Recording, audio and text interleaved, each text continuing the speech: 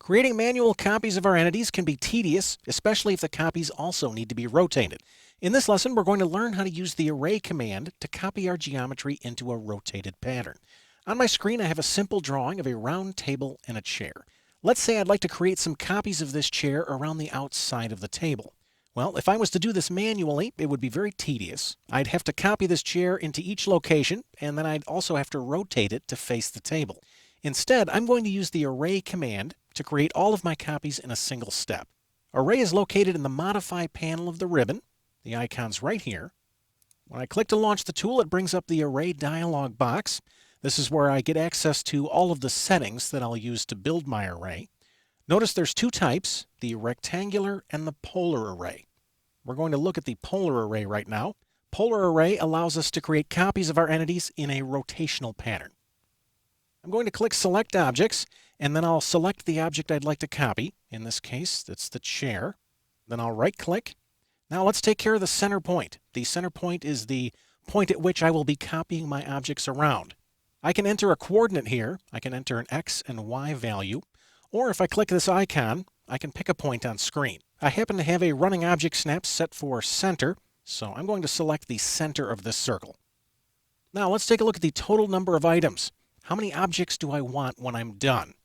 Currently this is set to 4. I'm going to leave that alone for right now. Angle to fill, 360. This means I am creating my copies around a full 360-degree circle. On the right side of this dialog box, I can see a rough preview of what my array is going to look like. If I was to make a change, for instance, I will change my angle to fill to 90, and I'll press Tab to accept that value. We can see the preview change over here. I'm going to change this back to 360, and then I'll come down and click Preview. And this looks pretty good.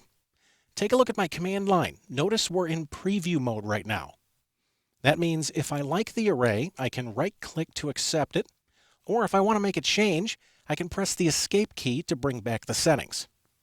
Now, I think we can fit a few more chairs around this table. I'm going to set my total number of items to 6, and I'll click Preview. That looks a little better. I'm going to right-click to accept my array. I'm sure you'll agree that making copies this way is much faster than doing them manually. Now that we understand the workflow behind the polar array, let's try and use it in a practical example. I'm going to pan the drawing over. On my screen, I have a finished drawing of a motorcycle sprocket, and I also have an unfinished version. At first glance, it might appear like this sprocket would be complicated to draw, but in fact, the only geometry that we really need is this geometry that we see on the left side. The rest of this part can be completed using polar array. Let's take a look at these holes first. In the finished example, it looks like I need 5 sets. So I'm going to launch the array command. This will be a polar array. I'll click Select Objects, and I'll make a window selection around these circles, and right-click. I will then select the center point of my array. That will be the center of this circle. Total number of items will be 5. I'll leave this at a full 360 degrees, and I'll click Preview. That looks perfect. I'll right-click to accept the array. Finally, let's take care of the teeth. This finished sprocket has 42 teeth. And as you can see, I've already worked out the geometry, and I've created a single tooth and a single gap.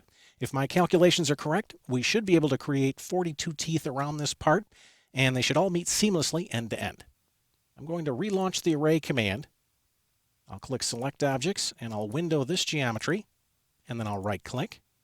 I'll select the center point of my array, the center of this circle. Total number of items will be 42. Let's click Preview. Everything looks really good. I'm going to right-click to accept the array. Keep your eyes open for objects that fall into a rotational pattern. A polar array can save you a lot of time over creating manual copies.